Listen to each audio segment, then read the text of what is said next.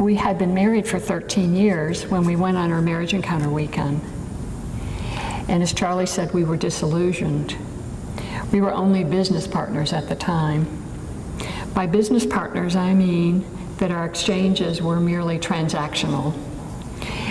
Our conversations went like this: if you do this, then I will do that. We parceled out the duties of our marriage and our parenting like co-workers.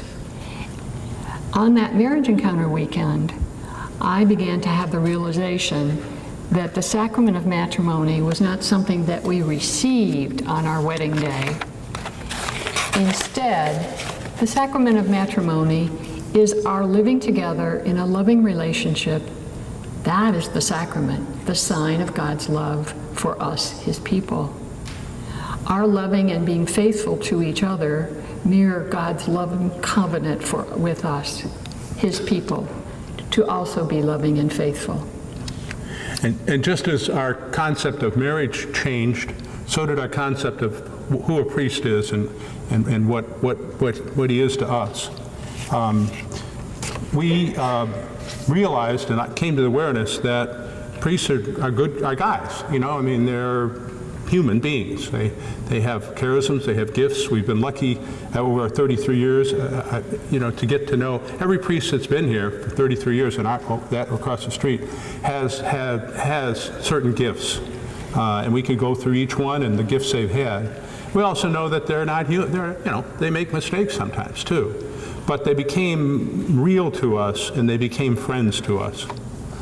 So after our marriage encounter weekend, one of the things that happened is when I got faith, I thought, oh man, I'm going to pay God back. This is cool. So I signed up for the choir, I signed up for St. Vincent de Paul, I signed up for every darn thing I could to pay God back. And that just further separated us. And so I realized that, then they said on our marriage encounter weekend, you got to make it your number one priority. For me, at that time, my number one priority was my job. I loved my job then. I still love my job. I've been retired for 3 years and go in every day. People say, "Are you crazy? You're not supposed to be here." I said, "No, I love this job. You don't have to pay me. I'm coming." And my second priority were my married single activities. I was a long-distance runner at the time, and any of you who've done that, you know how addicted you can get to it. It's like, oh my God, I missed a day. I missed the second day. I'm going to die. I knew I had to cut back on that. I just couldn't do those miles. I was a Georgia football fanatic. We had season tickets to that and basketball, and then, it just took up so much of our life that I had to cut back a bit on that.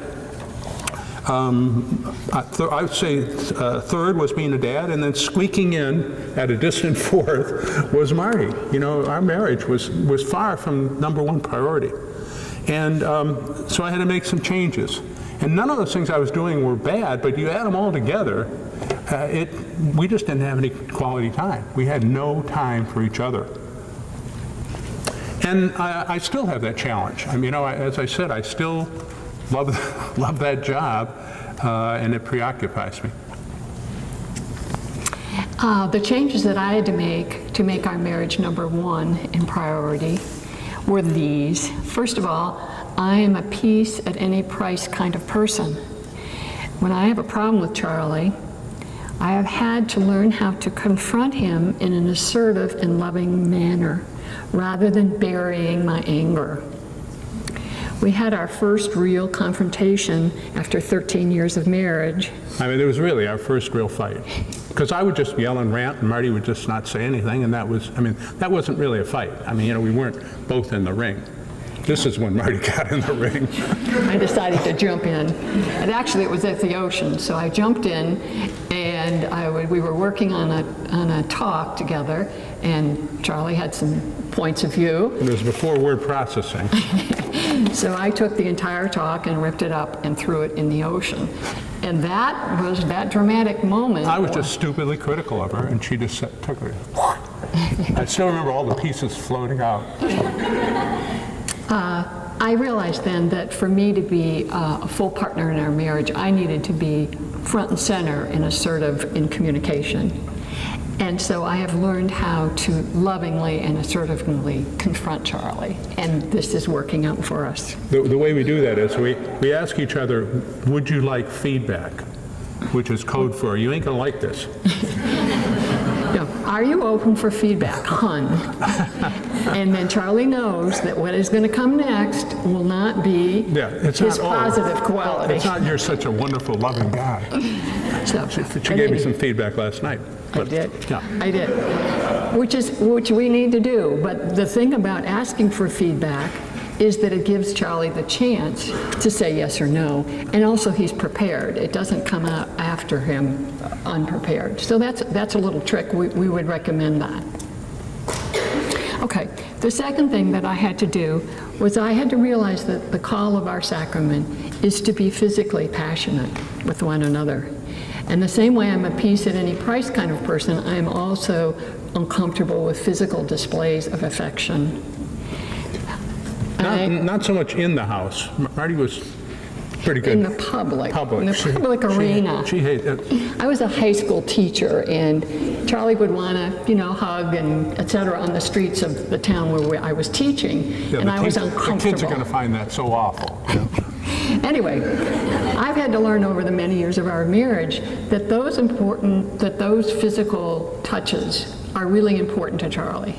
And as a matter of fact, we learned that from the love languages, which you're going to be taking today, and we're going to have a video on that. So physical touch is an important way of Charlie feeling loved by me. So I have to go outside my comfort zone and put my arm around him in church, hold his hand, and that is so cool when she does that, because it still doesn't come easily to her.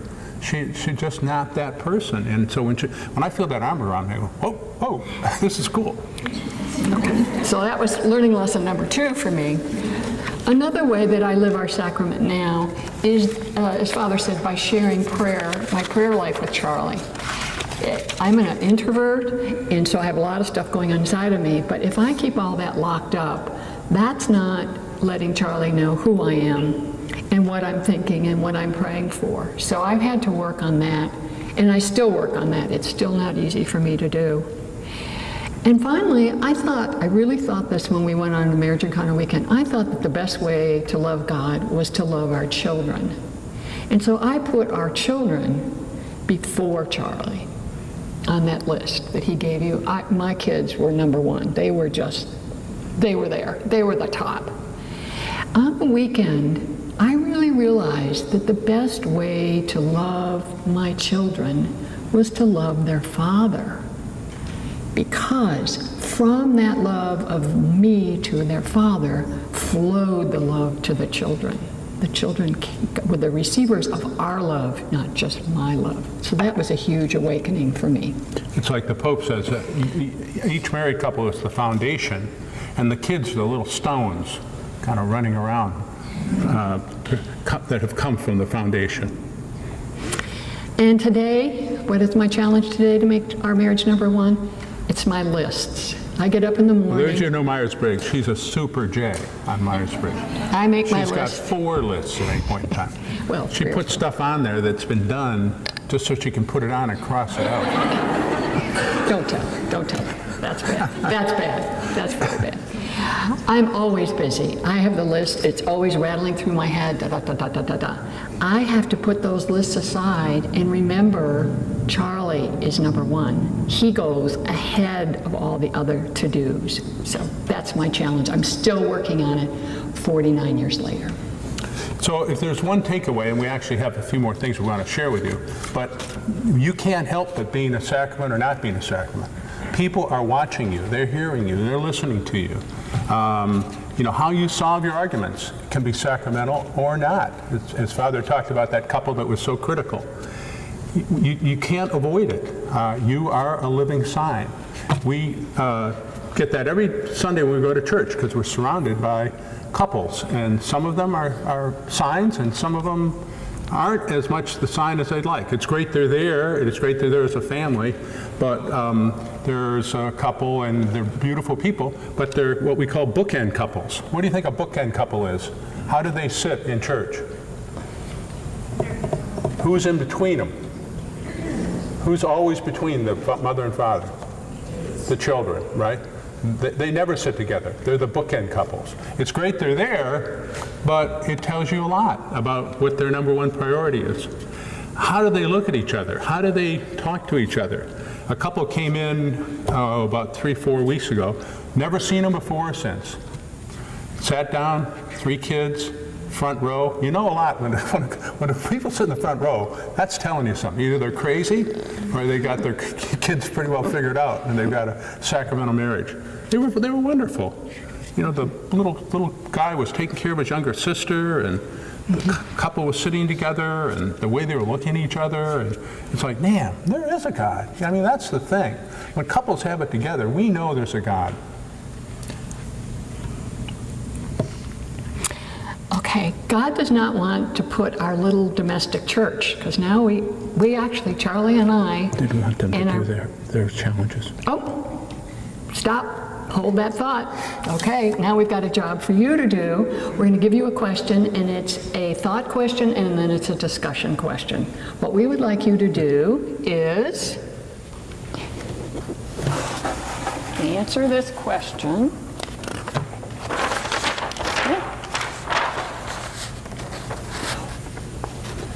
What changes will I have to make in order to make our marriage my number one priority? So we're going to ask you just to talk about that in place. I know none of you have any addiction to screens, so that's not going to be a problem whatsoever. But no, seriously, what as you look at your marriage, I know you're super in love and happy right now. We all face challenges, so just briefly, what challenges do you see face you to make your marriage the number one priority? Finances, jobs, whatever. Just share with each other in place.